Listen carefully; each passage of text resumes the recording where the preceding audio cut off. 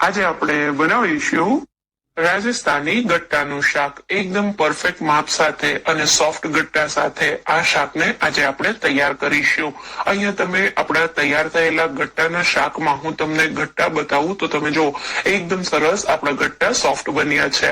આ રીતના સોફ્ટ ગટ્ટા બનાવવા માટે અમુક ટિપ્સ અને ટ્રિક્સને ફોલો કરવાની છે અને થોડું ધ્યાન રાખવાનું છે, તો એ બધું હું તમને આગળ વિડીયોમાં જણાવું છું। તો ચાલો બનાવીએ જોતા જ ખાવાનું માપ અને સોફ્ટ ગટ્ટા સાથે રાજસ્થાની બેસનના ગટ્ટાનું શાક બનાવવા માટે અહીંયા મેં કપના માપ પ્રમાણે 1 કપ ચણાનો લોટ લીધો છે।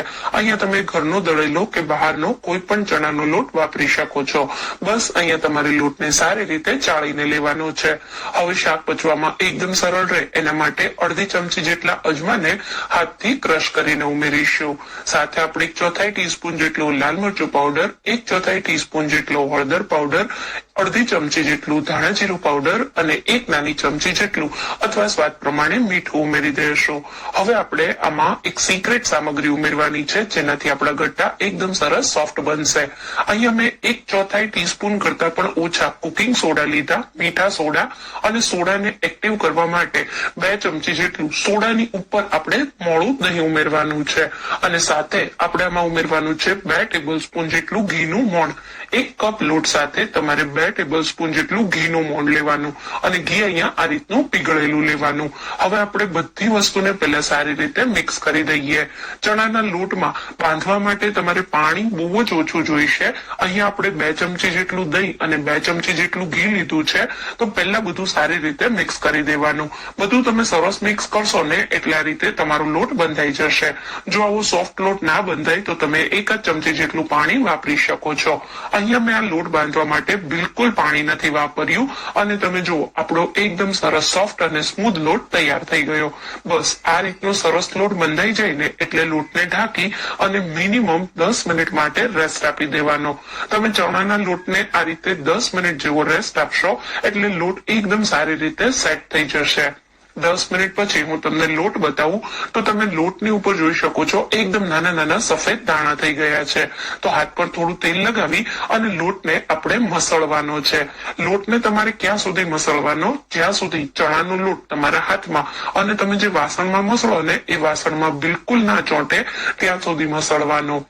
તો આ રીતે તમારે લોટને આ રીતે હલકા હાથે આ રીતે મસળતા રહેવાનું। લગભગ 2 થી 3 જ મિનિટમાં તમારો લોટ એકદમ સરસ સ્મૂથ થઈ જશે। અહીંયા એકદમ સોફ્ટ ગટ્ટા બનાવવા માટે એક વાતનું ખાસ ધ્યાન રાખવાનું, લોટ વધુ પડતો કઠણ ના હોવો જોઈએ। આ રીતનો મીડિયમ સોફ્ટ એવો લોટ રાખવાનો।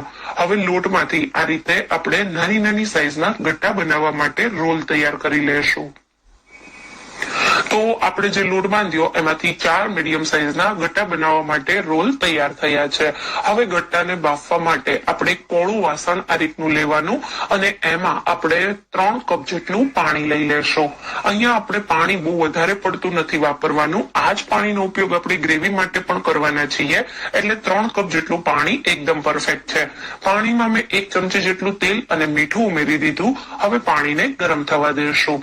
આ રીતે એકદમ સરસ ઉકળે એવું પાણી ગરમ થાય પછી આ રીતે આપણે જે ગટ્ટાના રોલ તૈયાર કર્યા એને ઉમેરી દઈશું। અહીંયા એક વાતનું ખાસ ધ્યાન રાખવાનું, રોલને બહુ વધુ પડતા જાડા નહીં બનાવવાના, કેમ કે આપણે જે સાઈઝના રોલ બનાવ્યા છે ને એ એના કરતા ફૂલીને ડબલ થઈ જશે। હવે આને તમારે 5 થી 7 મિનિટ સુધી બિલકુલ નથી ચલાવવાના। આ ગટ્ટાને બફાતા 10 મિનિટ જેટલો સમય લાગશે, તો પહેલી 5 મિનિટ તમારે એને બિલકુલ નહીં ચલાવવાના। 5 મિનિટ પછી ગટ્ટાના રોલ ફૂલી અને આ રીતે થોડા ઉપર આવી જશે, પાણીમાં થોડા હલકા થઈ જશે। પછી તમારે એકદમ હળવા હાથે આ રીતે સાઈડને ચેન્જ કરી દેવાની અને ફેરવતા ફેરવતા 5 થી 10 મિનિટ માટે એને થવા દેવાના। તો ટોટલ મેં આ ગટ્ટાને 12 મિનિટ સુધી બાફ્યા છે અને હવે હું આ રીતે ટૂથપીક ઉમેરીને ચેક કરું ને તો તમે જો ટૂથપીક આપણી એકદમ સરસ ક્લીન નીકળે છે અને ગટ્ટા તમે જો આ રીતે સરસ ફૂલીને ડબલ થઈ ગયા છે। ઉપર તમને આ રીતની નાની નાની ફૂલીઓ જેવું દેખાશે, એનો મતલબ કે આપણા ગટ્ટા એકદમ સરસ બફાઈ ગયા છે। ગેસને બંધ કરી દઈશું અને હવે બંધ ગેસે આપણે જે ગરમ પાણીમાં ગટ્ટા છે એ જ ગરમ પાણીમાં આ રીતે શાક બનાવવા માટે ગટ્ટાના મીડિયમ મીડિયમ સાઈઝના ટુકડા કરી લેશું। ઘણા લોકોની ફરિયાદ હોય કે જ્યારે ગટ્ટા બનાવીએ ત્યારે એકદમ સરસ સોફ્ટ બને પણ ઠંડા થયા પછી હાર્ડ થઈ જાય। તો એનું કારણ છે કે ગટ્ટાને તમે પાણીમાંથી કાઢી લેશો તો એ ડ્રાય થઈ જશે, જેના પરિણામે એ કડક થઈ જતા હોય છે। એટલે ગટ્ટાને પાણીમાંથી બિલકુલ નથી કાઢવાના, આ જ પાણીમાં જ્યાં સુધી શાક ના વઘારો ત્યાં સુધી રહેવા દેવાના। તો હવે ગટ્ટાને મેં બોલમાં કાઢી લીધા અને આપણા હલકા એવા ગટ્ટા પાણી સાથે ઠંડા થાય ત્યાં સુધીમાં શાકમાં ઉમેરવાની એક મસાલા પેસ્ટ બનાવીએ। મસાલા પેસ્ટ બનાવવા માટે અહીંયા મેં 1 કપ દહીં લીધું છે। મોળું દહીં લેવાનું અને દહીંમાં 1 ટેબલ સ્પૂન જેટલું કશ્મીરી લાલ મરચું પાવડર ઉમેરીશું, સાથે અડધી ચમચી જેટલું હળદર પાવડર અને સ્વાદ પ્રમાણે મીઠું। તો મેં 1/4 ટીસ્પૂન જેટલું જ અહીંયા મીઠું લીધું છે। 1 ટેબલ સ્પૂન જેટલું ધાણા જીરું પાવડર ઉમેરી બધી જ વસ્તુને સારી રીતે મિક્સ કરી લેશું। આ રીતે દહીં સાથે મસાલા મિક્સ કરી અને પછી ગટ્ટાનું શાક બનાવશો તો શાકનો સ્વાદ ખૂબ જ સરસ લાગશે।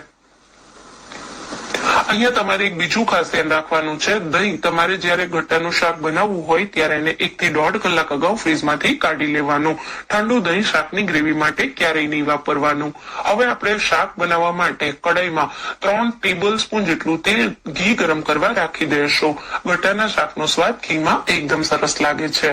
અહીંયા આપણું ઘી ગરમ થાય એટલે 1 ટીસ્પૂન જેટલું જીરું, 1 ઇંચ છીણેલા આદુનો ટુકડો અને 5 થી 6 કળી જેટલું છીણેલું લસણ।